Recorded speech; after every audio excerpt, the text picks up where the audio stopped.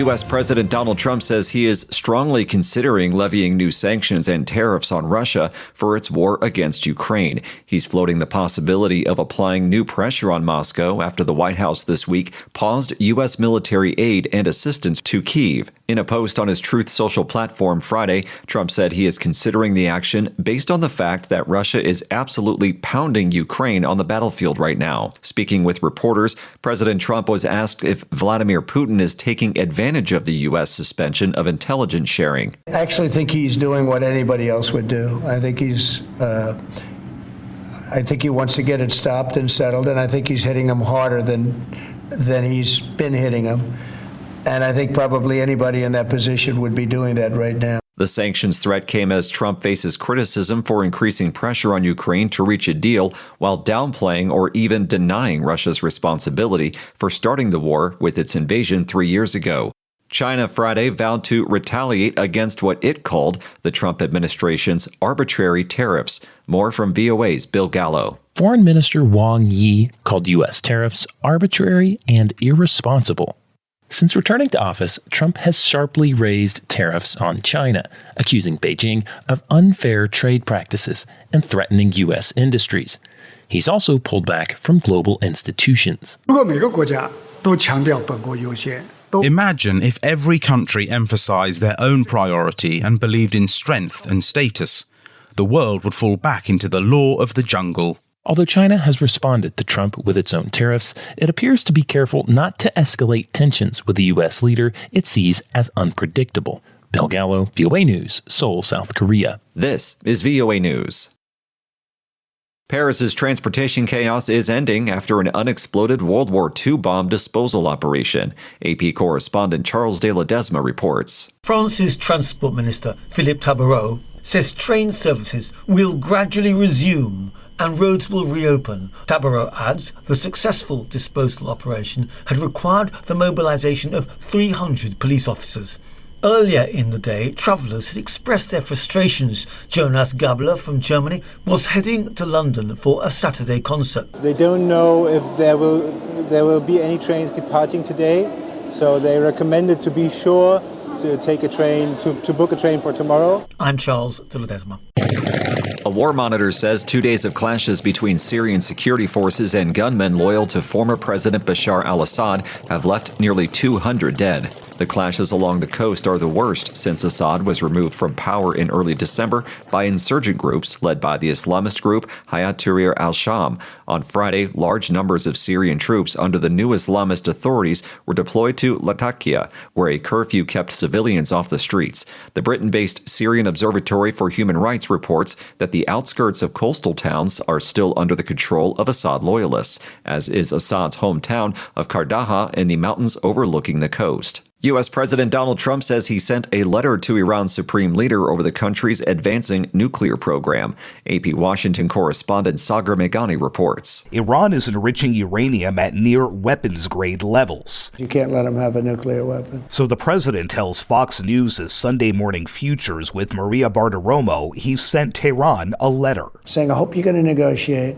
because if we have to go in militarily, it's going to be a terrible thing for them. The president seeking a new deal to replace the one from which he pulled America out in his first term. Iran's supreme leader last summer opened the door to talks with the U.S., but last month said negotiations with Washington are not intelligent, wise, or honorable. The president says the time is now. Something's going to happen one way or the other. Sagar Meghani, Washington. Women across the world will call for equal pay, reproductive rights, education, justice, and decision-making jobs during demonstrations marking International Women's Day. Officially recognized by the United Nations in 1977, International Women's Day is commemorated in different ways and to varying degrees in places around the world. Demonstrations are planned from Tokyo to Mexico City, and this year's global theme is Accelerate Action. It comes at a moment where many activists worry that the current political environment may result in backsliding on many of the rights they've long fought for.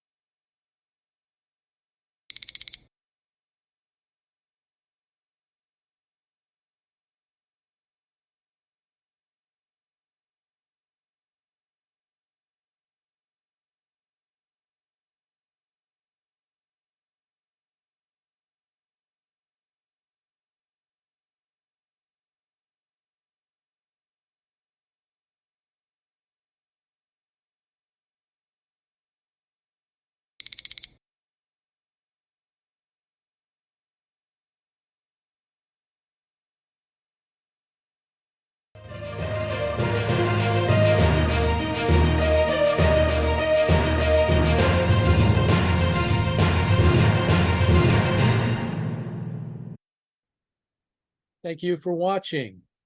Can you do me a favor? Please leave a comment in the comment section below. That would really help.